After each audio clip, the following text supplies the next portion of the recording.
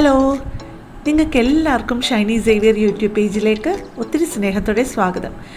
ഇന്ന് ഞാൻ ഉണ്ടാക്കുന്നത് വളരെ എളുപ്പത്തിൽ ഉണ്ടാക്കാവുന്ന പാലക്കും തുവരപ്പരിപ്പും കൂടി ചേർന്നിട്ടുള്ള ഒരു കറിയാണ്. അതിനു വേണ്ടിയിട്ട് ഞാനിവിടെ 1/2 കപ്പ് തുവരപ്പരിപ്പാണ് എടുത്തിരിക്കുന്നത് കേട്ടോ. നമ്മൾ സാമ്പാറൊക്കെ ഉണ്ടാക്കുന്ന ആ പരിപ്പ്. അത് നല്ല വൃത്തിയായിട്ടൊന്ന് കഴുകിയിട്ട് അതിലേക്ക് 3 കപ്പ് വെള്ളം കൂടി ഒഴിച്ചിട്ട് ഹൈ ഫ്ലെയിമിൽ വെച്ച് ഒരു 2-3 വിസിൽ. 2 വിസിൽ കഴിഞ്ഞിട്ട് ഒന്ന് നോക്കുന്നതായിരിക്കും നല്ലത്. വെന്തങ്ങ് ഉടഞ്ഞങ്ങ് തീരെ അങ്ങ് പേസ്റ്റ് പോലെ ആവരുത്, ചെറിയ തരികൾ അതിനകത്ത് ഉണ്ടാവണം, അതാണ് നല്ലത്. അപ്പോൾ അതേ വേറെ ഒരു കപ്പിൽ ഞാൻ 3/4 കപ്പ് തേങ്ങ എടുത്തിട്ടുണ്ട്, ചിരകിയ തേങ്ങ എടുത്തിട്ടുണ്ട്.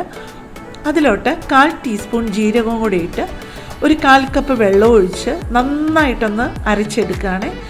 1/4 കപ്പിൽ വെള്ളം ഒട്ടും കൂടി പോകണ്ട കേട്ടോ, കാരണം നിങ്ങൾക്കറിയാമല്ലോ വെള്ളം കൂടി കഴിഞ്ഞ് കഴിഞ്ഞാൽ അത് അരഞ്ഞു വരാൻ ഇച്ചിരി പാടെ. ഇപ്പോൾ ഈ കപ്പിൽ കാണിച്ചത് അരച്ചെടുത്തുകൊണ്ട് വന്നത് ഞാൻ ആ കപ്പിലോട്ട് മാറ്റി എന്നുള്ളതേ ഉള്ളൂ കേട്ടോ.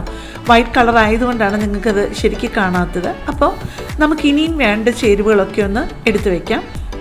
അപ്പോൾ ആ പാത്രത്തിലേക്ക് ഞാൻ എടുക്കുന്നത് മഞ്ഞൾപ്പൊടി ഒരു 1/2 ടീസ്പൂണും, കാശ്മീരി ചില്ലി പൗഡർ ഒരു 2 ലെവൽ ടീസ്പൂണും, പിന്നെ ഉപ്പും 1 ടീസ്പൂണ്, പിന്നെ ഒരു മീഡിയം ടൊമാറ്റോ അത് കൊച്ചായിട്ട് മുറിച്ചും അത് റെഡിയാക്കി വെക്കുന്നുണ്ട് കേട്ടോ.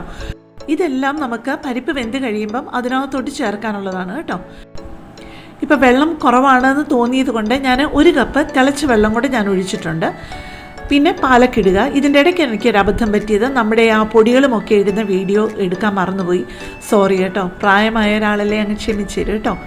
ഇപ്പം നിങ്ങൾക്ക് ഒരുപാട് പാലക്കല്ലേ എന്ന് തോന്നുന്നുണ്ടായിരിക്കും, പക്ഷേ അത് ഇപ്പോൾ ഒരു കപ്പ് വെള്ളം കൂടെ ഞാൻ ഒഴിച്ചു, തിളച്ച വെള്ളം. അപ്പോൾ നമുക്ക് അത് കാണുമ്പോൾ അറിയാം എത്ര വെള്ളം വേണ്ടി വരും എന്ന്. ഇത് ഇല നന്നായിട്ട് അങ്ങ് ഒതുങ്ങും, അതുകൊണ്ട് നിങ്ങൾ ഒരുപാട് വെള്ളം അങ്ങ് ചേർക്കില്ല. ഇപ്പോൾ കണ്ടില്ലേ, പെട്ടെന്ന് ആ ഇലകളെല്ലാം അങ്ങ് ഒതുങ്ങി. പക്ഷേ അതിൻ്റെ ആ ഒരു പച്ചച്ചവ മാറാൻ വേണ്ടിയിട്ടാണ് അടച്ചു വെച്ച് കുറച്ച് നേരം വേവിച്ചത്, ഒരു 10 മിനിറ്റ്. ഇപ്പോൾ അരച്ച അരപ്പും അതിലേക്ക് ചേർത്തിട്ടുണ്ട്. ആ അരപ്പിരുന്ന പാത്രവും കഴുകിയ വെള്ളവും ഒരു 1/4 കപ്പും കൂടെ ചേർത്ത് അതും കൂടെ കഴുകി അതിനകത്ത് യോജിപ്പിച്ചിട്ടുണ്ട്. പക്ഷേ അരപ്പ് ചേർക്കുമ്പോൾ നിങ്ങൾ തീ വളരെ കുറച്ചിട്ട് വേണം. എന്നിട്ട് അരപ്പൊടി ചേർത്ത് കഴിയുമ്പോൾ ഉപ്പ് നോക്കണം. ആവശ്യമുണ്ടെങ്കിൽ ഇതേ ഇപ്പം ഞാൻ കുറച്ചുകൂടെ ഉപ്പും കൂടി ചേർത്തിട്ടുണ്ട്, കുറവാണെന്ന് തോന്നിയത് കൊണ്ട്. നമ്മൾ ചെറിയ തീയിലിട്ടിട്ട് ആ അരപ്പിൻ്റെ പച്ചവ മാറുന്നത് വരെ നമ്മൾ അതൊന്ന് കുക്ക് ചെയ്യുക. അപ്പോൾ വേറെ ഒരു പാത്രത്തിൽ നമുക്ക് താളിക്കാനുള്ളതൊക്കെ എടുക്കാം. 2-3 വറ്റൽമുളകും ഒരു 2-3 തണ്ട് കറിവേപ്പിലയും ഒരു 8-10 കൊച്ചുള്ളി. അപ്പോൾ വെളിച്ചെണ്ണയിലോ നമുക്ക് നിങ്ങൾക്ക് ഏതാ താല്പര്യം എണ്ണയെന്ന് വെച്ച് കഴിഞ്ഞാൽ ആ എണ്ണയിൽ അത് നന്നായിട്ടൊന്ന് മൂപ്പിച്ചെടുക്കുക. പക്ഷേ ഇതിൻ്റെ ഒരു പകുതി മൂപ്പാകുമ്പോഴത്തേക്ക് ഞാൻ അതിലോട്ട് കുറച്ച് ജീരകവും കൂടെ ചേർക്കുന്നുണ്ട്. കടുക് ഞാൻ ഉപയോഗിക്കാറില്ല കേട്ടോ. അപ്പോൾ ഇതും കൂടെ താളിച്ചൊഴിച്ച് കഴിഞ്ഞാൽ നമ്മുടെ ഒന്നാന്തരം പാലക്കും പരിപ്പും കൂടെ ഉള്ള കറി റെഡിയായി.